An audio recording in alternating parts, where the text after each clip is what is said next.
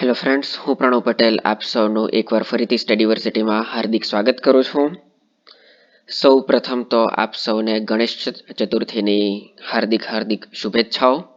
આશા રાખું છું કે આપ સૌ જે પણ પોતાનો ગોલ નિશ્ચિત કરેલો છે તેને ખૂબ જ જલ્દી અચીવ કરો અને પોતાના જીવનમાં આગળ વધો.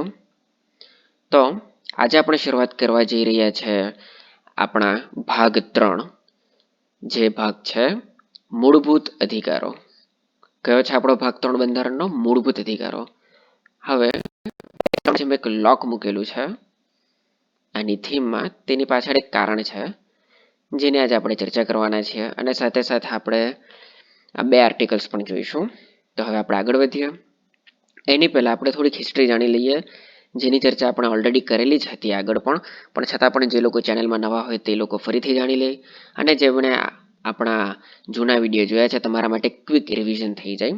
તેને પહેલાં હું તમને યાદ અપાવી દઉં કે જો તમે આપણી ચેનલને હજુ સુધી સબસ્ક્રાઇબ નહીં કરી હોય તો તેને સબસ્ક્રાઇબ કરી દો અને પોતાના મિત્રો સુધી શેર કરો. ઓકે, તો ફંડામેન્ટલ રાઇટ્સનો ઇતિહાસ શું છે તો આપણે પહેલાં જોઈ ચૂકેલા હતા. આપણે એકવાર ક્વિક રિવિઝન કરી લઈએ ફરીથી. તો રાઇટ્સની શરૂઆત ક્યારે થયેલી હતી? તો રાઇટ્સની શરૂઆત થયેલી હતી ઈસવીસન 1215માં. હા સર, અમને યાદ છે કારણ કે મેં તમારો જૂનો વિડીયો જોયેલો હતો. શરૂઆત કોના સમયમાં થયેલી હતી? શરૂઆત થયેલી હતી કિંગ જોનના સમયે. ક્યારે થયેલી હતી? કિંગ જોનના સમયે. કેવી રીતે શરૂઆત થયેલી હતી? તો આ જે કિંગ જોન હતા તે એક પ્રકારે સરમુખત્યારશાહી હતા, એટલે કે ડિક્ટેટર. કોણ હતા? ડિક્ટેટર ટાઈપના. એટલે કે પોતાની મરજી પ્રમાણે કામ કરતા હતા, પોતાની મરજી પ્રમાણે જ બધું ચલાવતા હતા. પછી શું થાય છે? તો તેમના ત્રાસથી પબ્લિક એટલા બધા કંટાળી ગયા કે કિંગ જોન અને તેમના જ સ્ટેટના જે નાગરિકો હતા, જેમને કહેવાયા રિબેલિયન્સ, એટલે કે વિદ્રોહીઓ, તેમના વચ્ચે એક પ્રકારનું યુદ્ધ છેડાઈ ગયું. અને જ્યારે રાજાને એમ લાગ્યું કે હવે તો જીતવું ઘણું મુશ્કેલ છે, એક અંતરયુદ્ધ શરૂ થઈ ગયું છે. શું શરૂ થઈ ગયેલું હતું? અંતરયુદ્ધ, જેને આપણે ઇંગ્લિશમાં કહીશું સિવિલ વોર. ઓકે, તો અંતરયુદ્ધ એક પ્રકારે શરૂ થઈ ચૂકેલું હતું. તો તેના માટે શું કર્યું? તો તેને અટકાવવા માટે કિંગ જોન અને રિબેલિયન્સ વચ્ચે એક સંધિ થઈ. શું થયું? એક એગ્રીમેન્ટ થયો. એક એગ્રીમેન્ટ થયો અને તે એગ્રીમેન્ટને કહેવાયું પીસ ટ્રીટી, એટલે કે શાંતિ માટેની સંધિ. પીસ એટલે કે શાંતિ, ટ્રીટી એટલે કે સંધિ. અચ્છા, તેનું બીજું પણ એક નામ છે જે નામથી તમે પરિચિત હશો. તે નામ છે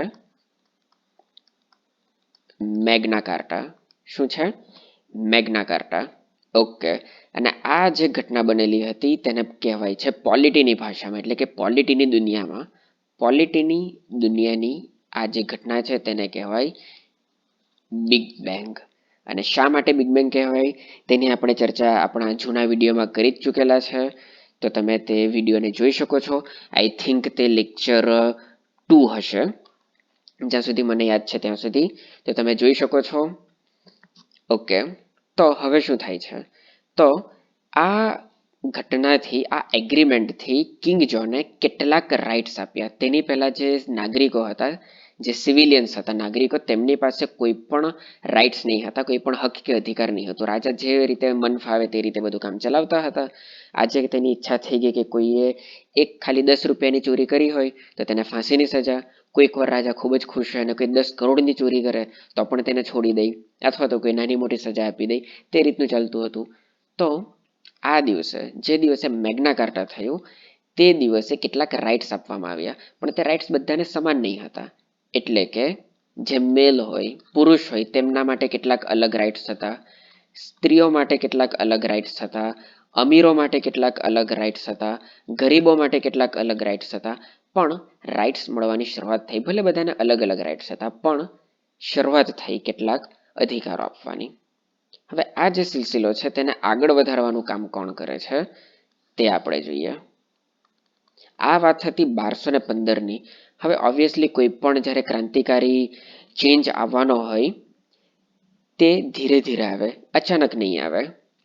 તો આ હતો પોલિટીની દુનિયાનો ફર્સ્ટ, આપણે એમ કહી શકીએ કે ફર્સ્ટ સૌથી મોટો ચેન્જ કે જેમાં નાગરિકોને અધિકારો મળવાની શરૂઆત થઈ. ઓકે, તો સેકન્ડ કયો હતો? સેકન્ડ આવે છે, 1 સેકન્ડ. ઓકે, સેકન્ડ જે આવે છે તે આવે છે 1776 બાદ. કેમ? તેવું તો શું થયેલું હતું? તો 1776 તેની 4th ઓફ જુલાઈએ એક ઘણો મહત્વનો દેશ અસ્તિત્વમાં આવેલો હતો, અને તે કયો દેશ હતો? USA, United states of America. ત્યાં શું થયું? તો તેમણે પોતાનું બંધારણ બનાવ્યું. શું બનાવ્યું? બંધારણ. ઓબ્વિયસલી કોઈ પણ દેશ અસ્તિત્વમાં આવે તે પોતાનું બંધારણ બનાવે. હવે બંધારણ બની ગયું. બંધારણમાં કહેવાયું કે લોકશાહી હશે. તમને આપણે લાસ્ટ વિડીયોમાં આપણે ચર્ચા કરેલી જ હતી કે લોકશાહીની વ્યાખ્યા વિશ્વને આપનાર સૌથી પહેલો જે દેશ હતો તે USA જ હતો. તો હવે શું થાય છે? તો બંધારણ અમલમાં આવી જાય છે, મસ્ત રીતે બંધારણ લખાઈ જાય છે, પણ તેમના થર્ડ રાષ્ટ્રપતિ આવે છે પોતાની ગાદી પર. કોણ છે? તે છે થોમસ જેફરસન. કોણ છે? તે હતા થોમસ જેફરસન. તે જે થર્ડ રાષ્ટ્રપતિ જ્યારે હતા તેમણે કહેલું હતું કે ભાઈ આપણે બંધારણ તો લખી દીધું,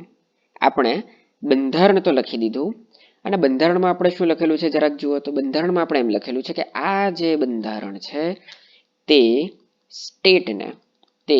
સ્ટેટ એટલે કે સરકારને આટલી સત્તાઓ આપે છે, અને ઓબ્વિયસલી તે સત્તાઓ સૌથી વધારે એટલે કે આપણા ભારત જે છે, આપણા ઇન્ડિયામાં કોણ જે દેશ ચલાવનાર છે? તો તેમાં તમે લોકો કહી શકો કે તેમાં નાગરિકો આવે છે, તેમાં વિધાનસભા આવે છે, વિધાનમંડળ આવે છે, કેટલાક પ્રાઇવેટ સેક્ટર આવે છે, કેટલાક પબ્લિક સેક્ટર આવે છે, બધા મળીને. પરંતુ આ તમામમાં સૌથી વધારે સત્તા કોને મળે?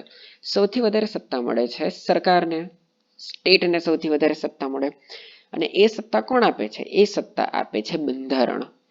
તો જેફરસનનું એમ કહેવું હતું કે બંધારણ સ્ટેટને આટલી બધી સત્તાઓ આપે છે, પણ જો સ્ટેટ કે પછી જે સ્ટેટમાં આવે છે, જે નેતાઓ આવે છે, તે જો આ બંધારણને લાયક ન નીકળે અને જો સ્ટેટ તે સત્તાઓનો મિસયુઝ કરે, ગેરલાભ ઉઠાવે, તો શું થાય?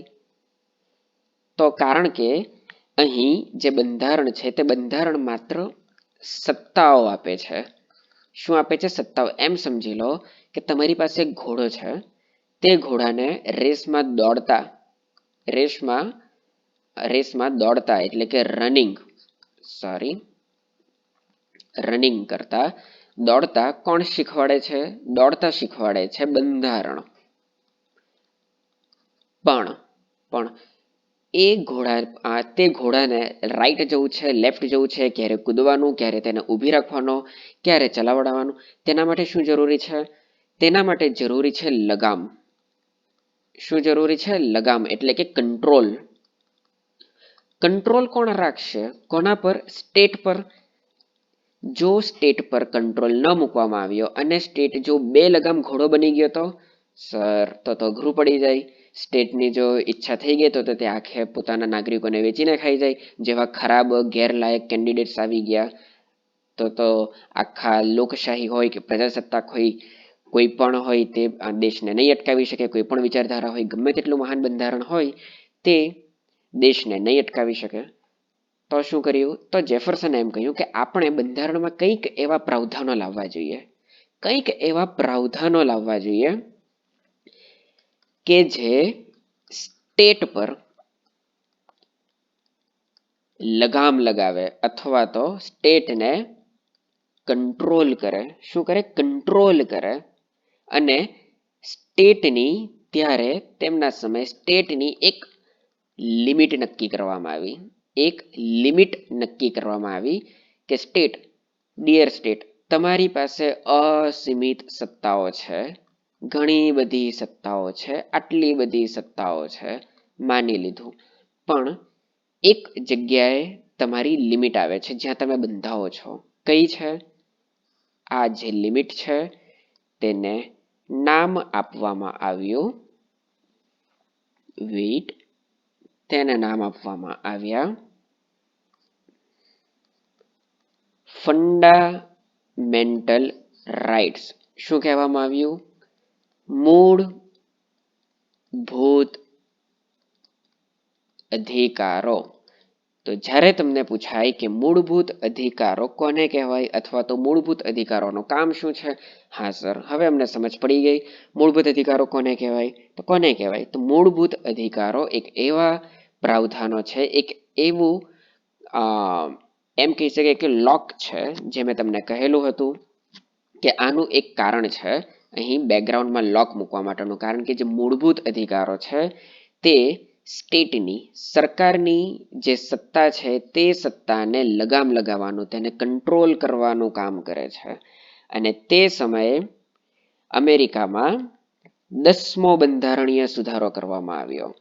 10મો બંધારણીય સુધારો કરવામાં આવ્યો અને 10મા બંધારણીય સુધારામાં મૂળભૂત અધિકારો ઉમેરવામાં આવ્યા કે ડિયર સ્ટેટ, હવે તમારી જે પણ સત્તાઓ છે તે હવે અનલિમિટેડ નથી રહી. હવેથી તમારી જે સત્તાઓ છે તે લિમિટેડ થઈ ગઈ. શું થઈ ગઈ? લિમિટેડ થઈ ગઈ. અને સૌ પ્રથમવાર વિશ્વમાં કોઈ પણ એવું બન્યું હોય કે કોઈ પણ એક દેશ હોય તેના નાગરિકોને ગેરંટીડ રાઇટ્સ મળ્યા હોય. તે આપનાર પહેલો દેશ કયો હતો? USA હતો. તો હવે જો તમને આવો સવાલ પૂછાય કે ઇન્ડિયાએ મૂળભૂત અધિકારો કયા દેશમાંથી લીધેલા છે, તો આપણો જવાબ શું હશે? USA. આ યાદ રાખવાનું ઘણું સહેલું છે. તમે જો અલગ અલગ રીતે ટ્રાય કરશો કે બંધારણીય સ્ત્રોત મૂળભૂત અધિકારોનો કયો છે, મૂળભૂત ફરજોનો કયો છે, કે પછી પ્રજાસત્તાકનો કયો છે, તો તમારા માટે ઘણું કન્ફ્યુઝન થઈ જાય, એકનું મિક્સઅપ થઈ જાય. પણ જો તમે આ રીતે યાદ રાખો તો તમારા માટે પોલિટી ખરેખર ખૂબ જ સરળ થઈ જાય. અને હું મારા તરફથી બનતા પ્રયત્નો કરીશ કે હું તમારા માટે વધારે સહેલું બનાવું. અને પોલિટી ખરેખર ખૂબ જ ઇન્ટરેસ્ટિંગ સબ્જેક્ટ છે જો તમે એને સરખી રીતે કરો તો. ઓકે, તો મૂળભૂત અધિકારોની હવે વાત કરીએ. તો પહેલીવાર પોતાના નાગરિકોને ગેરંટીડ રાઇટ્સ અપાયા. કોના દ્વારા? તો USA દ્વારા અપાયા. અને સૌ પ્રથમવાર એક રિટન કોન્સ્ટિટ્યુશન બનાવવામાં આવ્યું, એટલે કે લિખિત બંધારણ બનાવવામાં આવ્યું. અને એક એવું બંધારણ બનાવવામાં આવ્યું અને તેની અંદર એવા રાઇટ્સ મૂકવામાં આવ્યા કે જે કોર્ટમાં જસ્ટિશિયેબલ હોય, એટલે કે કોર્ટમાં તેને પડકારી શકાય. જો કોઈ પણ તમારા મૂળભૂત અધિકારોનું ઉલ્લંઘન કરે તો આપણે ડાયરેક્ટ કોર્ટમાં જઈ શકીએ, પછી ભલે તે કોઈ અન્ય નાગરિક હોય કે પછી પોતે સ્ટેટ જ કેમ નહીં હોય. તો માનું છું ત્યાં સુધી અહીં સુધી તમારું ક્લિયર થઈ ગયેલું હોવું જોઈએ. તો હવે આની જો આપણે એક સરખી રીતે વ્યાખ્યા આપવી હોય એક સભ્ય ભાષામાં, જેમ કે તમારે અધિકારી બનવું છે, ક્લાસ 1-2 હોય કે પછી UPSC હોય, તમે જો તે લેવલના બતાવવા માંગતા હોય તમારા એક્ઝામિનરને કે જો અમે એક એક્સ્ટ્રા ઓર્ડિનરી કેન્ડિડેટ છીએ, તો તમે કેવી રીતે બતાવશો? તો જો તમારી એક્ઝામમાં પૂછાય કે મૂળભૂત અધિકારો કોને કહેવાય, તો તમારે લખવાના છે કેટલાક પોઈન્ટ્સ. કયા પોઈન્ટ્સ? ટોટલ 4 પોઈન્ટ્સ છે જે તમારે લખીને આવવાનું છે. જો તમને પૂછાય મૂળભૂત અધિકારો કોને કહેવાય અથવા તો કોઈ પણ આનો રેફરન્સ તમારે આપવો હોય તો કોને કહેવાય? તો ફંડામેન્ટલ રાઇટ્સ આર વેઇટ,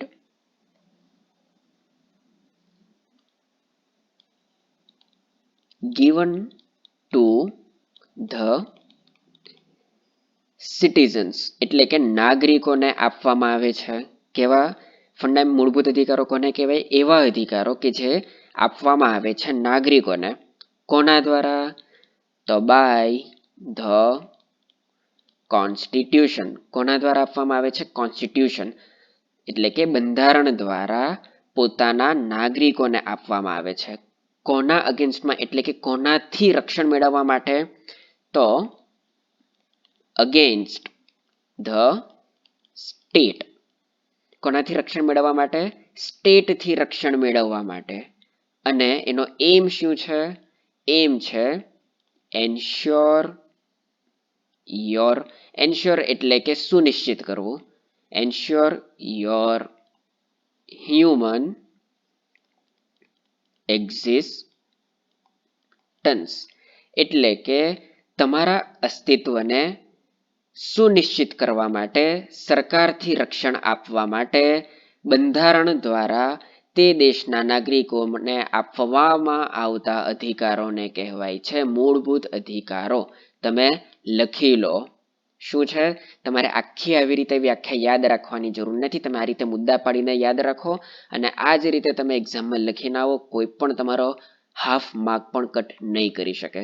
શું કે તમારા અસ્તિત્વને સુનિશ્ચિત કરવા માટે અને સ્ટેટથી રક્ષણ માટે બંધારણ દ્વારા તે દેશના નાગરિકોને આપવામાં આવતા અધિકારોને મૂળભૂત અધિકારો કહેવામાં આવે છે. આનાથી સરળ મૂળભૂત અધિકારોની વ્યાખ્યા આપી નહીં શકાય. તો બીજી વસ્તુ, આ જે સુધારો કરવામાં આવેલો હતો મૂળભૂત અધિકારોનો, તે યુએસએ જ્યારે બંધારણ અમલમાં આવ્યું તેના 10મા બંધારણીય સુધારામાં તેને ઉમેર્યું હતું. પણ આપણા ફાઉન્ડિંગ ફાધર્સને તે ખામી દેખાઈ ગયેલી હતી. કારણ કે કહેવાય છે ને કે સ્માર્ટ વ્યક્તિ તેને કહેવાય કે જે બીજાની ભૂલથી પોતે શીખ લે. તેથી આપણા ફાઉન્ડિંગ ફાધર્સે ફોર્ચ્યુનેટલી આ જે બંધારણીય સુધારા નહીં પણ જે મૂળભૂત અધિકારો છે તેને આપણા મૂળ બંધારણમાં જ મૂકી દીધેલા હતા. શેમાં મૂકેલા હતા? જે આપણે હમણાં ભણી રહ્યા છીએ ભાગ 3માં. તેમણે કહ્યું હતું કે આપણે કંઈ પણ બંધારણ સુધારાની વેટ નથી કરવો. આપણે આપણા નાગરિકોને ડાયરેક્ટ જ આપણા બંધારણના એક ભાગ તરીકે મૂળભૂત અધિકારો આપી દેવા છે. તો આને બીજી રીતે આપણે કેવી રીતે કહી શકીએ? જો આને શોર્ટમાં કહેવું હોય તો, સર આટલી મોટી વ્યાખ્યા આપી, હવે આને શોર્ટમાં મેં કેવી રીતે જણાવીએ? તે જ તો એક સ્માર્ટ સ્ટુડન્ટ માટે વિચારવાની વાત છે. હવે આપણે આટલી મોટી જે વ્યાખ્યા આપી, જો હું તેને શોર્ટમાં કહેવાય તો હું એમ બોલી શકું કે fundamental rights are tells the government that એટલે કે મૂળભૂત અધિકારો સરકારને જણાવે છે કે what you cannot do. શું છે કે what you cannot do એટલે કે મૂળભૂત અધિકારો કોને કહેવાય? મૂળભૂત અધિકારો તે એવા અધિકારો છે કે જે ગવર્મેન્ટને જણાવે છે કે તમે શું નહીં કરી શકો. કારણ કે હું તમને કહું છું કે તમે આ નહીં કરી શકો. જો તમે કોઈ પણ કાયદા દ્વારા જે નિશ્ચિત પ્રક્રિયા હોય તેના વગર જ જો તમે કોઈ પણ નાગરિકને ફાંસી આપી દીધી અથવા તો અસમાનતા તમે દર્શાવી, કંઈ પણ તમે જો તેમના અધિકારો છીનવ્યા, તો ડાયરેક્ટ અમને કોઈ ફરક નહીં પડે કે તમે સ્ટેટ છો, તમે કોઈ બીજા છો, તમને કેટલો પાવર મળેલો છે, તમે કયા પદ પર છો, ઇવન તમે રાષ્ટ્રપતિ જ કેમ ના હોય, તમે વડાપ્રધાન જ કેમ ના હોય, તમારા અગેન્સ્ટમાં મારો જે મેઇન જે વોરિયર છે તે પગલાં લેશે. કોણ છે? તે છે સુપ્રીમ કોર્ટ આપણા ભારતના સંદર્ભમાં. અને જો યુનિવર્સલી વાત કરીએ તો તે છે કોર્ટ્સ, આપણી ન્યાયાલય, તે પગલાં લેશે. તો માનું છું અહીં સુધી તમારું મૂળભૂત અધિકારોને લગતા જેટલું પણ હોય તે તમારું ક્લિયર થઈ ગયેલું હોવું જોઈએ. કારણ કે આનાથી ઇઝીલી હું જ નહીં, કોઈ પણ બીજા પ્રોફેસરો તમને નહીં સમજાવી શકે. અને આ જ સૌથી સરળ પણ છે સમજવાનો.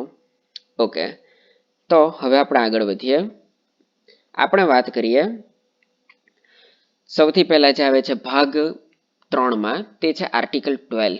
હવે આ કોઈ મૂળભૂત અધિકાર નથી, પરંતુ પહેલા આપણે એ સમજીએ કે જે હું ડે વન થી જે સ્ટેટ સ્ટેટ બોલતા આવેલો છું અને હું તમને કહેતો હું કે ઓકે અહીં સ્ટેટનો મતલબ રાજ્ય નહીં થાય, સ્ટેટનો મતલબ રાજ્ય નહીં થાય, તો આપણા બંધારણમાં જ ભાગ 3માં જણાવેલું છે કે સ્ટેટ કોને કહેવાય. ભાગ 12માં સ્ટેટની પરિભાષા એટલે કે સ્ટેટની વ્યાખ્યા આપેલી છે. તો સ્ટેટ કોને કહેવાય એટલે કે કહેવામાં આવ્યું છે કે ભાગ એટલે કે ધારો કે હવે જો આ આર્ટિકલની જરૂર શા માટે પડી, સૌથી પહેલા તો એ સમજો. તો જો બંધારણમાં સ્ટેટને જો પરિભાષિત ન કર્યું હોત તો કદાચ એવું પણ બની શકતે કે જેમ કે તેમાં એક છે કે વાણી સ્વતંત્રતા, કે વાણી સ્વતંત્રતા તમારી પાસેથી ના તો કોઈ નાગરિક છીનવી શકે, નહીં તો સ્ટેટ છીનવી શકે. તો બની શકે કે કાલે ઉઠીને કોઈ પીએમ હોય કે કોઈ રાષ્ટ્રપતિ હોય તે એમ કહી દે કે ભાઈ સ્ટેટની વ્યાખ્યા શું છે, અમે તો સ્ટેટની વ્યાખ્યા આવી કાઢી અને અમે સ્ટેટમાં નથી આવતા. અને અમે સ્ટેટમાં નથી આવતા એનો મતલબ એમ કે અમે તમારી આ જે પર્ટિક્યુલર સ્વતંત્રતા છે તેને અમે છીનવી શકીએ છીએ. તો તમે જુઓ કે આપણા જે ફાઉન્ડિંગ ફાધર્સ છે તે કેટલું આગળનું વિચારે છે અને આપણા માટે કેટલી ઇઝી લાઈફ કરીને ગયેલા છે. તેથી હું હજુ પણ કહું છું કે આપણે આપણા ફાઉન્ડિંગ ફાધર્સને જેટલી સેલ્યુટ કરીએ, જેટલું નમન કરીએ તેટલું ઓછું છે. અને હજુ તો શરૂઆત છે. તમે જુઓ કે આપણા બંધારણમાં કેવી કેવી રીતે આપણને સવલતો આપી છે. ઓકે, તો સ્ટેટની પરિભાષા શું છે? તો સ્ટેટની પરિભાષામાં આવે છે ભારત સરકાર. અને ભારત સરકારમાં કોણ આવે છે? તો ભારત સરકારમાં આવે છે તમામ, જેમ કે ભારતની સંસદ, સંસદમાં આવી જાય છે લોકસભા આવી જાય છે, રાજ્યસભા આવી જાય છે અને રાષ્ટ્રપતિ પણ આવી જાય છે. રાજ્યની સરકાર, રાજ્યનું વિધાનમંડળ એટલે કે એમાં વિધાનસભા પણ આવી જાય છે, વિધાન પરિષદ પણ આવી જાય. સ્થાનિક સ્વરાજની સંસ્થાઓ, સ્થાનિક સ્વરાજની સંસ્થાઓ જેના માટે તમે પ્રિપેરેશન કરી રહ્યા છો. ખાનગી સંસ્થાઓ, ખાનગી સંસ્થાઓ પણ આવી જાય છે કે જે તમે પ્રાઇવેટ સેક્ટરમાં કામ કરતા હોય તે પણ આવી જાય છે. કેવી રીતે તે આપણે આગળ સમજીશું જ્યારે આપણે આર્ટિકલ 21 ભણીશું. ઓકે, તેના સિવાય કાયદા દ્વારા સ્થાપિત અન્ય પણ ઘણી બધી સંસ્થાઓ, જેમ કે અહીં કેટલીક એક્ઝામ્પલ આપેલા છે તેવા તો ઘણા બધા એક્ઝામ્પલ છે, તમે કોઈ પણ તેમાં એક્ઝામ્પલ જોડી શકો છો. જેમ કે સ્ટેટ ઇલેક્ટ્રિસિટી બોર્ડ કે જે ગમે તેનું ઈચ્છે તેની ઇલેક્ટ્રિસિટી તમે નહીં કટ કરી શકો અને બીજા પણ તમે ઈચ્છા થાય તે પ્રમાણે તમે ભાવ નહીં લઈ શકો તેવા ઘણા બધા પ્રાવધાનો છે. તેના સિવાય એલઆઈસી આવે છે એટલે કે લાઈફ ઇન્સ્યોરન્સ કોર્પોરેશન. તેના સિવાય છે ઓએનજીસી, ઓઇલ નેચરલ ગેસ. તેના સિવાય આઈએફસી આવે છે, ઇન્ટરનેશનલ ફંડ. તેના સિવાય બીએસએનએલ આવે છે અને બીજા પણ ઘણા બધા સોરી, ઇન્ટરનેશનલ ફંડ નહીં, ઇન્ટરનેશનલ ફાઇનાન્સ છે. ઓકે, તો આ જે તમામ જે છે તે તમામ કહેવાય છે સ્ટેટ, તમામ કહેવાય છે સ્ટેટ. ઇન શોર્ટ, આની અંદર એવું કહેવા નથી માંગતા પણ તમે યાદ એ રીતે રાખી શકો છો, તમે યાદ એ રીતે રાખી શકો છો કે જે પણ એવું સેક્ટર કે જે તમને પૈસા આપે છે, જેમને તમને પૈસા આપે છે તેને સ્ટેટ કહેવાય. હવે તમે જો સંસદમાં જાઓ, તમે એમએલએ કે એમપી બનો તો શું તમને પગાર કે ભથ્થા નથી મળતા? તમને બિલકુલ મળે છે. તમે ખાનગી સંસ્થાઓમાં જાઓ, તમે આમાં જાઓ, કઈમાં પણ જાઓ, તમને પૈસા મળે છે. આ તમારી માત્ર યાદ રાખવા માટેની એક ટ્રીક છે. ઓકે, તો શું નાગરિક આમાં નથી આવતા? ના, નાગરિક આમાં નથી આવતા. શા માટે? કારણ કે નાગરિક તમને કેવી રીતે પૈસા આપી શકે? ઓકે, તો આ તમે ખાલી યાદ રાખી શકો છો, આ રીતે માત્ર એક ટ્રીક છે. ઓકે, તો ભાગ 12માં લખ્યું છે રાજ્યની પરિભાષા. પણ મને એક પ્રોબ્લેમ છે. હવે કઈ પ્રોબ્લેમ છે? પ્રોબ્લેમ એ છે કે જે આર્ટિકલ 12 છે તેની અંદર દરેક વસ્તુ દર્શાવવામાં આવી છે, તમામ વસ્તુ છે, પણ આની અંદર કંઈક મિસિંગ છે. શું મિસિંગ છે? સુપ્રીમ કોર્ટ મિસિંગ છે, હાઈકોર્ટ મિસિંગ છે, ડિસ્ટ્રિક્ટ કોર્ટ મિસિંગ છે અને બીજી એવી તમામ ઇન્સ્ટિટ્યૂટ મિસિંગ છે કે જેમનું કામ છે ન્યાય આપવાનું. ઓકે, તો એવું શા માટે? ભાઈ હું આનો જવાબ કેવી રીતે આપી શકું? હું તો તમારી જેમ હાલમાં એક સિવિલિયન છું. આનો જવાબ જો તમારે જાણવો હોય તો તમારે સુપ્રીમ કોર્ટ પાસે જવું પડે. હવે સર, અમે હમણાં સુપ્રીમ કોર્ટમાં કેવી રીતે જઈએ? હમણાં સુપ્રીમ કોર્ટ પોતાના જ અલગ અલગ ઊંચા નથી આવતા પ્રોબ્લેમ્સમાંથી, તમને કેવી રીતે આન્સર આપે? તો અમારી જગ્યાએ તમે જ પૂછી લો. ઓકે, હું જ પૂછી લઉં. તો ચાલો મારી સાથે, તો આપણે પહોંચી ગયા સુપ્રીમ કોર્ટમાં. તો હવે આપણે સુપ્રીમ કોર્ટને સવાલ કરીએ કે ચાલો બોલો, શા માટે તમે સ્ટેટની પરિભાષામાં નથી આવતા? એનો મતલબ એમ કે તમે સ્ટેટ કરતા ઉપર છો, એનો મતલબ એમ કે તમને કંઈ પણ કરવાની સત્તા મળી જાય, એટલે કે તમારી પાસે અનલિમિટેડ પાવર આવી જાય, તમે એમ કહેવા માંગો છો? તો સુપ્રીમ કોર્ટ કહે છે આપણને, શું કહે છે સુપ્રીમ કોર્ટ? સુપ્રીમ કોર્ટ એમ કહે છે કે એવું નથી મિત્રો. તો શું કહે છે? તેમ કહે છે કે ઇટ્સ કોમ્પ્લિકેટેડ. હવે કોમ્પ્લિકેટેડ કેવું? એટલે મેં સુપ્રીમ કોર્ટને કહ્યું કે ભાઈ અમારે કોઈ ફેસબુક સ્ટેટસ નથી મૂકવાનું કે તમે કહો છો ઇટ્સ કોમ્પ્લિકેટેડ. અમને ભાઈ સીધો આન્સર જોઈએ, કારણ કે પોલિટીમાં મેં વાંચેલું છે કે law should be written and clear, સ્પષ્ટ હોવું જોઈએ. અને અમારા બંધારણમાં લખેલું છે કે સ્ટેટમાં આટલા જ આવે છે, એનો મતલબ કે તમે નથી આવતા, તો હવે તમારે તમને ક્લિયર કરવું જ પડે કે શા માટે તમે નથી આવતા. તો સુપ્રીમ કોર્ટ એમ કહે છે કે જરાક અલગ છે, એટલે કે અમે સ્ટેટમાં આવીએ પણ છીએ, એટલે કે યસ, અને નો એટલે કે નથી પણ આવતા. તો હવે આ કેવી વાત થઈ ગઈ? આ તો એક પ્રકારે ફ્રેન્ડ ઝોન કરેલું કહેવાય કે હા ભાઈ મને તારા માટે કેર પણ છે, બધી વસ્તુ છે, પણ હું તમને માત્ર એઝ અ ફ્રેન્ડ માનું છું, તું મારો ઘણો સારો ફ્રેન્ડ છે, તને તો મારા કરતાં પણ કોઈ સારી મળી જાય. તો એવી વાત થઈ ગઈ? એવું નથી.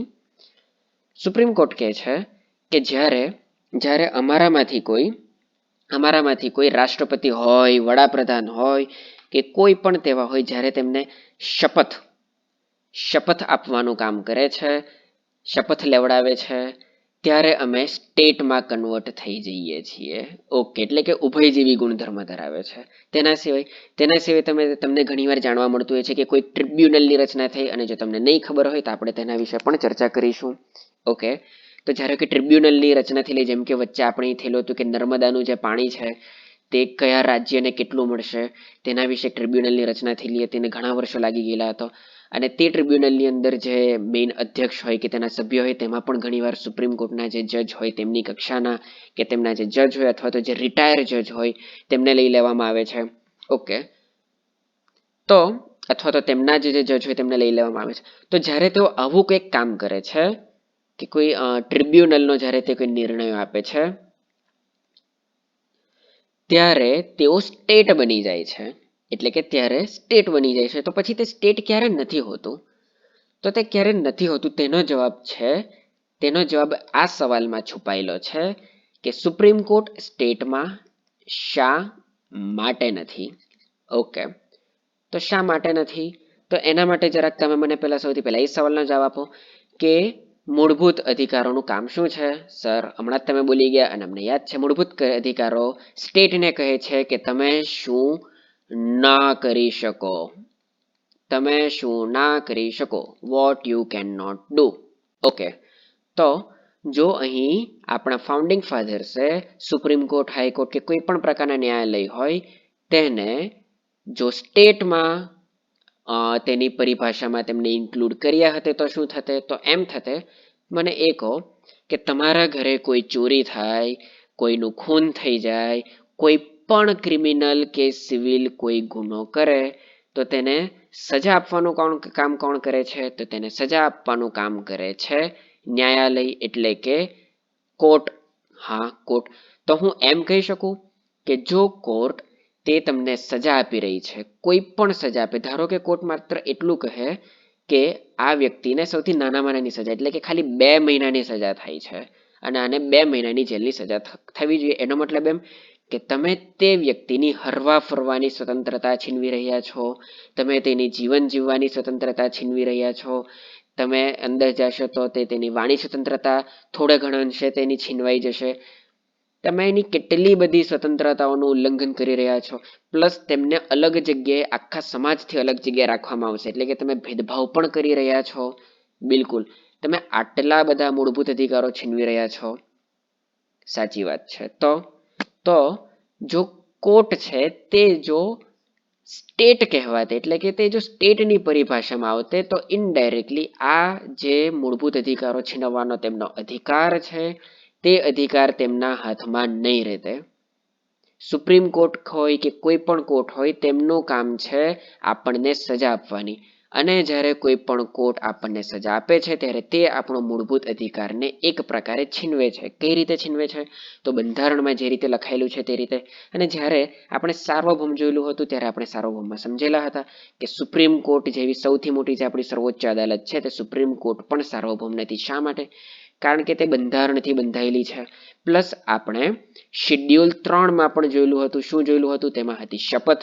અને સુપ્રીમ કોર્ટ કઈ શપથ લે છે? તે શપથ લે છે કે અમે બંધારણને ફોલો કરીશું. એટલે કે બંધારણમાં જેમ લખ્યું હોય કે કોઈ એક પર્ટિક્યુલર ગુના માટે આ વ્યક્તિને માત્ર 1 વર્ષની સજા થવી જોઈએ, તો કોર્ટ માત્ર 1 વર્ષની જ સજા આપી શકે, પછી ફરક નહીં પડે કે તેમણે તે જ ક્રાઇમ, જેમ કે ધારો કે માની લો કે કોઈએ કોઈનું ખૂન કરી નાખ્યું અને પ્રાવધાન તેની સજા ધારો કે છે 10 વર્ષ, તો ફરક નહીં પડે કે તેણે તેનું ખૂન ગોળી મારીને કર્યું, ખૂબ જ બ્રુટલી તેની હત્યા કરી, તેને સળગાવીને કરી, તેને પાણીમાં ડુબાડીને કરી, તેના 10 પીસ કરી નાખ્યા, ટુકડા ટુકડા કરીને હત્યા કરી. 10 વર્ષની સજા હોય તો 10 વર્ષની જ સજા મળે. આપણે એમ નહીં કહી શકીએ કે ભાઈ તેને તેની સાદી સિમ્પલ રીતે નહીં માર્યું, તેને તો આટલી ખરાબ રીતે મોત આપી, અને તેને આટલી ખરાબ રીતે મોત આપી તો પછી તેની સજા પણ વધારે હોવી જોઈએ, તેવું નહીં હોય. ઓકે, તો હવે તમે સમજી ગયેલા હશો કે શા માટે આપણી કોઈ પણ કોર્ટ સ્ટેટમાં નથી આવતી. કારણ કે જો તેનો સ્ટેટમાં ઉલ્લેખ થયેલો હતો, જો તેનું સ્ટેટની પરિભાષામાં કોર્ટને મૂકવામાં આવી હતી, તો તેમનું આપણા મૂળભૂત અધિકારોને છીનવવાનો જે તેમનો જે પાવર છે, અથવા તો હું એમ કહી શકું વધારે સારી રીતની ભાષામાં, સભ્ય ભાષામાં, અથવા તો મેન્સમાં લખવાની ભાષામાં જો હું એમ કહી શકું કે ન્યાય આપવાની સત્તા, ન્યાય આપવાની સત્તા અથવા તો સ્વતંત્રતા છીનવાઈ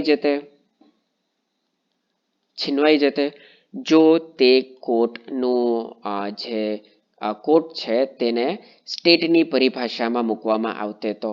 ઓકે, તો માનું છું ત્યાં સુધી હવે તમારું આર્ટિકલ 12 ક્લિયર થઈ ગયેલું હોવું જોઈએ કે આર્ટિકલ 12માં કયા કયા ઇન્સ્ટિટ્યૂટના ઉલ્લેખ કરવામાં આવેલા છે અને કોને કોને સ્ટેટ કહેવામાં આવે છે. તો હવે યાદ રાખજો,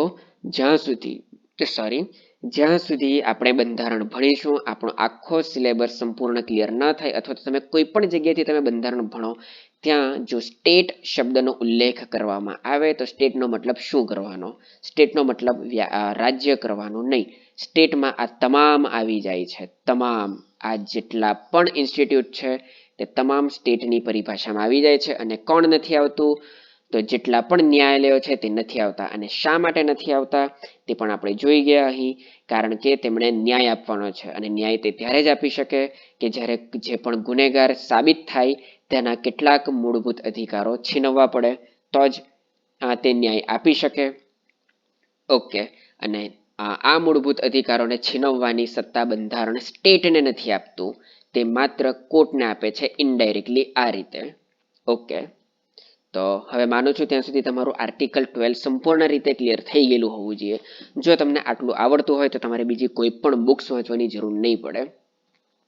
ઓકે, હવે છે આર્ટિકલ 13.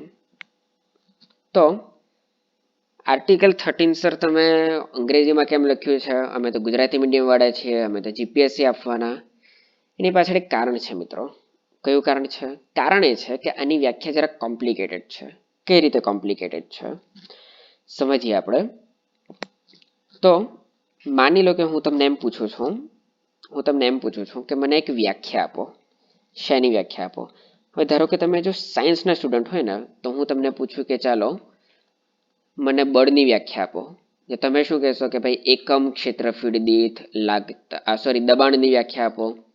દબાણની વ્યાખ્યા તો શું કે એકમ ક્ષેત્રફળ દીઠ લાગતા બળને દબાણ કહેવાય. ઓકે, માની લીધું. માની લો કે તમે બાયોલોજીના સ્ટુડન્ટ હોય અથવા તો બોટનીના સ્ટુડન્ટ હોય, હું તમને એમ પૂછું કે ભાઈ વનસ્પતિ કોને કહેવાય? વનસ્પતિની વ્યાખ્યા આપો. તો તમે શું કહેશો કે એવો સજીવ કે જે પોતાનો ખોરાક જાતે જ બનાવે છે, સૂર્યપ્રકાશની હાજરીમાં બનાવે છે, હરિત કણોની મદદથી બનાવે છે, એ ટાઈપનું તમે કંઈક બોલી જશો.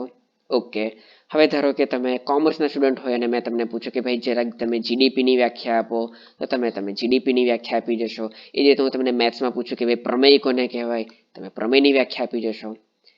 તો સર તમે કહેવા શું માંગો છો? હું એમ કહેવા માંગુ છું કે આ જેટલી પણ વ્યાખ્યા છે ને તેને કહેવાય પોઝિટિવ વ્યાખ્યા. શું કહેવાય? પોઝિટિવ વ્યાખ્યા. તો સર પોઝિટિવ વ્યાખ્યાનો મતલબ શું થાય? એટલે કે આને પોઝિટિવલી ડિફાઇન કરેલું છે. આને પોઝિટિવલી ડિફાઇન કરેલી. તો સર તમે એમ કહેવા માંગો છો કે કેટલાક એવા પણ વસ્તુ હોય કે જેને નેગેટિવલી ડિફાઇન કરેલી હોય?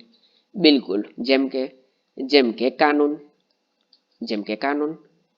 તો આ તમે શા માટે કહો છો? હું એટલા માટે કહું છું કે આ જે આર્ટિકલ 13 છે ને, આર્ટિકલ 13 તે એમ દર્શાવે છે,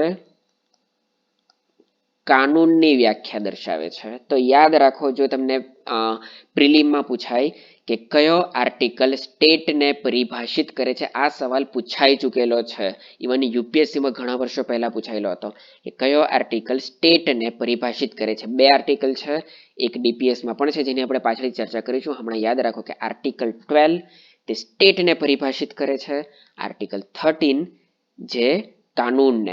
જે કાનૂનને પરિભાષિત કરે છે, લોને પરિભાષિત કરે છે. આ લોને પરિભાષિત કરે છે. તમે જુઓ કે સ્ટેટની વ્યાખ્યા શું છે? સ્ટેટની વ્યાખ્યા એ છે કે તમે ભારત સરકાર હોય, ભારતની સંસદ હોય, રાજ્યની સરકાર હોય, રાજ્યનું વિધાનમંડળ હોય છે, બ્લા બ્લા બ્લા, આ તમામને સ્ટેટ કહેવાય છે. ઓકે સર, તમે આટલું બધું શા માટે કહો છો? ડાયરેક્ટ મુદ્દા પર આવો ને. વાંધો નહીં, હું મુદ્દા પર આવું. કાનૂનની વ્યાખ્યા આર્ટિકલ 13માં એમ કહી છે, માની લો કે આ આપણી પૃથ્વી છે. વાંધો નહીં, માની લીધી આ એક પૃથ્વી છે. તો આ પૃથ્વી પર કેટલા બધા કલર છે બોલો તો? સર ઘણા બધા કલર છે, લાલ, પીળો, નીલો, કેસરી, ગુલાબી. ઓકે, તો માની લો કે આપણી પૃથ્વી પર ધારો કે માત્ર 2 જ કલર હોત તો? એટલે કેવી રીતે? માની લો કે આખી જે આપણી પૃથ્વી છે ત્યાં 2 જ કલર હોત. એક હોત બ્લેક કલર અને એક હોત વ્હાઇટ કલર. ઓકે, તો હું તમને ત્યારે પૂછતે કે જરાક મને વ્હાઇટની ડેફિનેશન બોલો. સફેદ કલર કોને કહેવાય? તો આપણે એને શું કહેતે કે એવો કલર કે જે કાળો નથી, તેવા કલરને સફેદ કહેવાય. શા માટે? કારણ કે 2 જ કલર હોય ને, બ્લેક એન્ડ વ્હાઇટ. ખાલી ઇમેજિન કરવાનું છે કે આપણી આખી દુનિયા તે બ્લેક એન્ડ વ્હાઇટ છે, બીજા કોઈ કલર છે જ નહીં. અને તેમાં આપણે વ્યાખ્યા આપવી હોય કે સફેદ કલર કોને કહેવાય, તો તમે શું બોલો કે એ કલર કે જે કાળો નથી. તે જ રીતે હું તમને એમ પૂછું કે કાળો કલર કોને કહેવાય, તો તમે શું કહેશો? એવો કલર કે જે સફેદ નથી. શું કહેશો? એવો કલર જે સફેદ નથી તેને કાળો કહેવાય, અને એવો કલર જે કાળો નથી તેને સફેદ કહેવાય. ઓકે, અમે સમજી ગયા. તો એમ કે જે આર્ટિકલ 13 છે ને તેમાં નેગેટિવ વેમાં વ્યાખ્યા આપી છે. કેવી રીતે વ્યાખ્યા આપી છે? એટલે કે આર્ટિકલ 13માં કંઈક એમ કહ્યું છે કે એની ઓર્ડર, એની એક્શન અથવા તો એની લેજિસ્લેચર અથવા તો એની એમેન્ડમેન્ટ, કોઈ પણ 4માંથી કોઈ પણ કે જે ફંડામેન્ટલ રાઇટ્સનું ઉલ્લંઘન કરતા હોય. શું હોય? ફંડામેન્ટલ રાઇટ્સનું ઉલ્લંઘન કરતા હોય તો તેને કાનૂન માનવામાં આવશે નહીં. Brilliant sir. એટલે કે જો માની લો કે અહીં ધારો કે એમ કહી દેવામાં આવ્યું હતું કે આ જે એક પર્ટિક્યુલર છે તેને જ કાનૂન કહેવામાં આવતે, અને સ્ટેટ જે છે તે ઘણો દુષ્ટ પ્રાણી છે. હવે જો ધારો કે સ્ટેટ એમ બોલી દે કે વાંધો નહીં, કે જુઓ આટલી જ વસ્તુ જે છે તેને કાનૂન કહેવામાં આવે છે અને આટલી વસ્તુ કાનૂન નથી. એનો મતલબ કે આટલી વસ્તુમાં તમે કંઈ પણ કરી શકીએ. પણ તેમણે શું કહ્યું? તેમણે નેગેટિવ રીતે વ્યાખ્યા કરી. એટલે કે તમે કોઈ પણ ઓર્ડર બનાવો, તમે કોઈ પણ એક્શન કરો, તમે કંઈ પણ બંધારણીય સુધારો કરો, પણ તે નાગરિકોના ફંડામેન્ટલ રાઇટનું ઉલ્લંઘિત તે કરવા જોઈએ નહીં. તેની હત્યા થવી જોઈએ નહીં.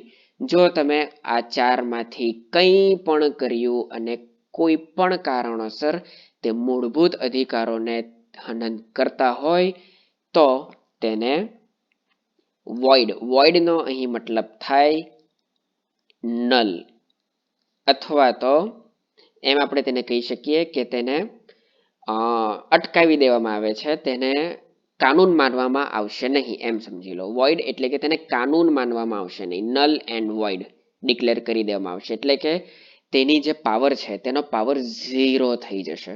શું થઈ જશે? ઝીરો થઈ જશે તેનો પાવર.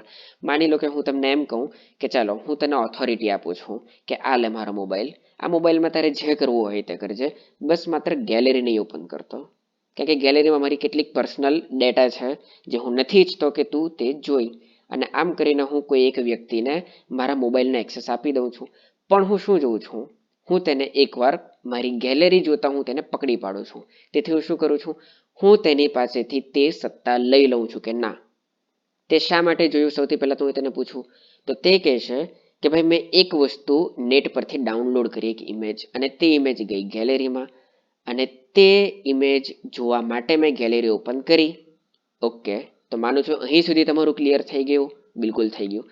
તેણે મને કહ્યું કે આ ડાઉનલોડ ઇમેજ જોવા માટે મેં ગેલેરી ઇમેજ કરી. એનો મતલબ એમ કે તે ઇનડાયરેક્ટલી એક લૂપ હોલ શોધી રહ્યો છે કે મેં ડાયરેક્ટલી ગેલેરી ઓપન નથી કરી, પરંતુ મેં જે ડાઉનલોડ જે કર્યો છે ઇમેજ તે જોવા માટે ઓપન કરી. તો તેથી હું શું કરીશ કે વાંધો નહીં, તે જે કહ્યું ને કે ડાઉનલોડ ઇમેજને જોવા માટે, તો હું આ લે મોબાઈલ, તો ફરીથી તને હું એક્સેસ આપું છું, પણ હવે તું કોઈ પણ વસ્તુ ડાઉનલોડ નહીં કરી શકે.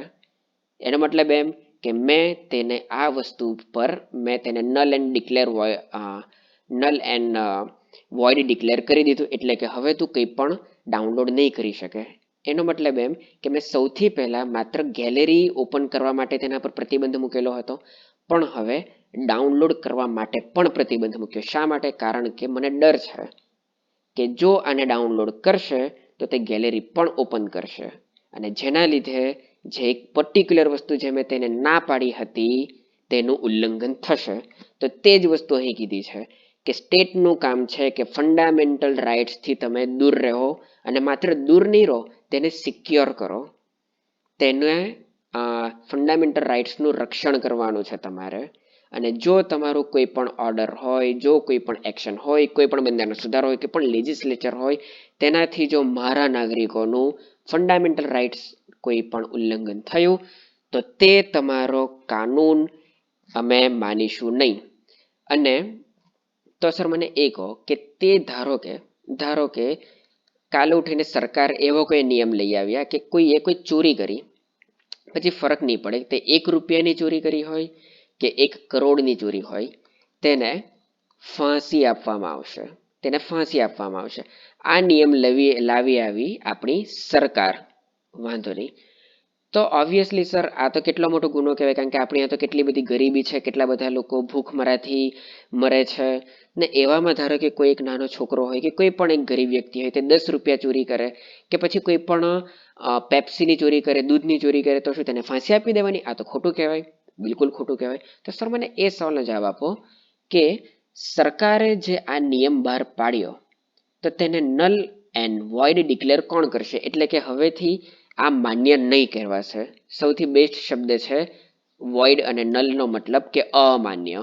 તે અમાન્ય કહેવાશે. ઓકે, તો તેને અમાન્ય કોણ કરશે? તેની સત્તા કોની પાસે છે? તેની સત્તા છે મિત્ર એવા વ્યક્તિ પાસે કે જે સ્ટેટમાં આવતું નથી. હા સર, અમે સમજી ગયા. સ્ટેટમાં કોણ નથી આવતું? સ્ટેટમાં નથી આવતું સુપ્રીમ કોર્ટ.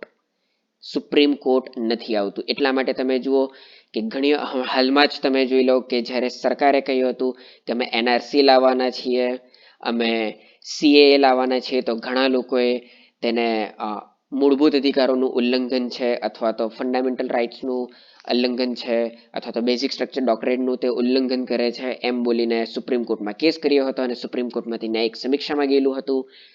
તો આ જે ન્યાયિક સમીક્ષા, તમે જે શબ્દ સાંભળેલો હશે કે કોઈ પણ નિયમ સરકાર બનાવે તે સુપ્રીમ કોર્ટના ન્યાયિક સમીક્ષાને આધીન રહેશે. તો ઇનડાયરેક્ટલી તમે સમજો, ઇનડાયરેક્ટલી સુપ્રીમ કોર્ટને સરકારના કોઈ પણ કાયદા માટે અથવા તો કોઈ પણ પગલાં લેવા માટે તેના કોઈ પણ પગલાં પર તેને જજ કરવાનો અધિકાર અથવા તો ન્યાયિક સમીક્ષાનો અધિકાર સુપ્રીમ કોર્ટને ક્યાંથી મળે છે? તો સુપ્રીમ કોર્ટને આ અધિકાર મળે છે આર્ટિકલ 13 માંથી. અરે બાપ રે, અમે હમણાં સુધી એમ તો સાંભળેલું હતું કે ભાઈ સુપ્રીમ કોર્ટને ન્યાયિક સમીક્ષાનો અધિકાર છે, કે પણ થાય તો સુપ્રીમ કોર્ટમાં જાઓ અને સુપ્રીમ કોર્ટે જે આ સરકારનો નિયમ જે આવેલો હતો તેને અમાન્ય ઘોષિત કર્યો છે. પણ અમને એ નહીં ખબર હતી કે સુપ્રીમ કોર્ટને આ પાવર ક્યાંથી મળેલો હતો, કોણે આપેલો હતો? તો સુપ્રીમ કોર્ટને આ પાવર મળે છે આર્ટિકલ 13 અંતર્ગત. અરે બાપ રે સર, માનવું પડે. અને જો તમારે પોલિટીને આટલી સારી રીતે સમજવી હોય તો તમારે આ જ રીતે એક કે એક કડીને લિંક ટુ લિંક બેસાડીને તમારે શીખવું પડશે, તો જ તમને પોલિટી આવડશે અને તો જ તમે એક્ઝામમાં સૌથી બેસ્ટ એટલીસ્ટ પોલિટીના સબ્જેક્ટમાં સ્કોર કરી શકો. અને જો તમે મારા સ્ટુડન્ટ હોય તો હું આશા રાખું છું અને હું ગેરંટી આપું છું કે જો તમે મારા વિડીયોઝને રેગ્યુલર જુઓ, તેની નોટ્સ બનાવો, તો 50માંથી એપ્રોક્સિમેટલી 45 માર્ક્સ તમે ઇઝીલી ગેઇન કરી શકો, તેની હું ગેરંટી આપું છું. ઓકે, કારણ કે આપણે છોડતા જ નથી. આની બહાર તેઓ શું પૂછવાના? ઓકે, તો માનું છું ત્યાં સુધી તમારું આર્ટિકલ 12 અને આર્ટિકલ 13 બંને ક્લિયર થઈ ગયેલા હોવા જોઈએ. આર્ટિકલ 12માં કહે છે સ્ટેટની વ્યાખ્યા અને આર્ટિકલ 13માં કહે છે કાનૂનની વ્યાખ્યા. અને કાનૂનની વ્યાખ્યા તે નેગેટિવલી છે. કેવી રીતે છે? કે એવા દરેક પ્રાવધાનો આ ચારમાંથી કંઈ પણ હોય તે જો મારા નાગરિકોના મૂળભૂત અધિકારોનું ઉલ્લંઘન કરતી હોય તો તેને અમાન્ય ઠેરવવામાં આવશે. અને અમાન્ય ઠેરવવાનું કામ કોણ કરશે? તે કોના હાથમાં સત્તા રહેશે? તે સત્તા રહેશે સુપ્રીમ કોર્ટના હાથમાં. કોના હાથમાં રહેશે? સુપ્રીમ કોર્ટના હાથમાં રહેશે. તો માનું છું કે અહીં સુધી તમારું ક્લિયર થઈ ગયેલું હોવું જોઈએ. તો અહીં આપણા આર્ટિકલ 12 અને 13 પૂરા થાય છે. નેક્સ્ટ લેક્ચરથી આપણે મૂળભૂત અધિકારો ચાલુ કરીશું. તો આજે આપણે તેને જરાક ઉપરથી જોઈ લઈએ. કેટલા મૂળભૂત અધિકારો છે? તો ટોટલ 6 મૂળભૂત અધિકારો ભાગ 3માં દર્શાવવામાં આવેલા છે. કયા કયા છે? તે છે, એક છે આર્ટિકલ સોરી, અહીં મારે મિસ્ટેક થઈ ચૂકેલી, એક મિસ્ટેક થયેલી છે, આને તમે નહીં ગણતા, આને કાઉન્ટ નથી કરવાનું. ઓકે, એકચ્યુઅલી પીડીએફ બનાવવાનું કામ કોઈ બીજું કરે છે તો તેમનાથી મિસ્ટેક થઈ ગયેલી હતી, વાંધો નહીં. તો મૂળભૂત અધિકારો ટોટલ 6 છે. કયા કયા અધિકારો છે? એક છે સમાનતાનો અધિકાર, અને તેના કયા કયા આર્ટિકલ છે? તેના આર્ટિકલ છે આર્ટિકલ 14 થી લઈને 18 સુધી. સ્વતંત્રતાનો અધિકાર છે. કયા છે એના માટેના આર્ટિકલ? 19 થી લઈને 22 સુધી. શોષણ વિરુદ્ધના અધિકાર કયા છે? આર્ટિકલ 23 અને 24. ધાર્મિક સ્વતંત્રતાનો અધિકાર 25 થી લઈને 28 સુધી. સંસ્કૃતિ અને શિક્ષા સંબંધિત સ્વતંત્રતાનો અધિકાર તેના છે આર્ટિકલ 29 અને 30. બંધારણીય ઇલાજોનો અધિકાર તે છે આર્ટિકલ 32, જે સૌથી ઇમ્પોર્ટન્ટ છે. ઇમ્પોર્ટન્ટમાંનો એક આર્ટિકલ છે જેના વિશે આપણે ડિટેલમાં ચર્ચા કરીશું. અને એક કે એક આર્ટિકલને આપણું એટલું ઊંડાણમાં તેની ચર્ચા કરીશું જેટલું તમને કોઈ પણ બુકમાં નહીં જોવા મળ્યું હોય. અને હું તમને અગેન કહું છું કે આપણી ચેનલ પર યુપીએસસીના લેવલની તૈયારી ચાલે છે. યુપીએસસીના લેવલની તૈયારી ચાલે છે. તો એક કે એક પર આર્ટિકલ પર આપણે પીએચડીના લેવલનો અભ્યાસ કરીશું અને આપણે આવતીકાલથી ચાલુ કરીશું. અને અહીં જે એક આર્ટિકલ છે જે મેં અલગ જ લખેલો છે, કયો છે? સંપત્તિનો અધિકાર. શા માટે તેને અલગ ઇંકમાં લખેલો છે? એટલા માટે કારણ કે આ હવે મૂળભૂત અધિકારોમાં આવતો નથી. સંપત્તિનો અધિકાર જે પહેલા મૂળભૂત અધિકાર હતો, હવે તે મૂળભૂત અધિકાર નથી, હવે તે કાનૂની અધિકાર છે. હવે તે કાનૂની અધિકાર છે. 300A માં છે, જેના વિશે આપણે આગળ ચર્ચા કરીશું. પણ હાલમાં તમે બેઝિક આટલું યાદ રાખો કે ટોટલ 6 મૂળભૂત અધિકારો છે. કયા કયા 6 મૂળભૂત અધિકારો છે? સમાનતાનો અધિકાર, સ્વતંત્રતાનો અધિકાર, શોષણ વિરુદ્ધનો અધિકાર, ધાર્મિક સ્વતંત્રતા, સંસ્કૃતિ અને શિક્ષા સંબંધિત સ્વતંત્રતા અને બંધારણીય ઇલાજોનો અધિકાર. દરેક વિશે આપણે આવતીકાલના લેક્ચરથી ચર્ચા કરીશું. હવે આવતીકાલે રવિવાર છે, તેથી આવતીકાલે મારું કોઈ લેક્ચર નહીં આવશે, પરંતુ સોમવારે તમે બિલકુલ નહીં ચૂકતા, કારણ કે ખૂબ જ ઇમ્પોર્ટન્ટ આપણે ટોપિક પર ચર્ચા કરવા જઈ રહ્યા છે, તે છે આપણા મૂળભૂત અધિકારો. અને જો તમે એક્ઝામ આપો કે નહીં આપો તેનાથી ફરક નથી પડતો, પરંતુ સ્ટેટ કંઈ પણ પ્રકારે આપણી સાથે અન્યાય ન કરે અથવા તો આપણે તેના શિકાર ન બનીએ તે માટે પણ આપણે જે દેશમાં રહેતા હોઈએ તે દેશ જે આપણને તેનું બંધારણ જે આપણને કેટલાક અધિકાર આપે છે તેના વિશે જાણવું જરૂરી છે, જે આપણા માટે ઇમ્પોર્ટન્ટ છે, જેથી કોઈ પણ આપણને હેરાનગતિ નહીં આપી શકે. તો મળીએ છીએ આપણે આપણા નેક્સ્ટ લેક્ચરમાં, એટલે કે સોમવારે બપોરે 2 વાગ્યે. તો ત્યાં સુધી હું તમને યાદ અપાવી દઉં કે આ વિડીયો જો તમને ગમ્યો હોય અને તમને હેલ્પફુલ થયો હોય તો તેને લાઇક કરી દેજો, તમારા મિત્રો સુધી પહોંચાડો, શેર કરો, સબસ્ક્રાઇબ કરી દેજો, બાજુનું બેલ આઇકન પ્રેસ કરી દેજો કે જેથી મારા રેગ્યુલર વિડીયો તમે મિસ ના કરો.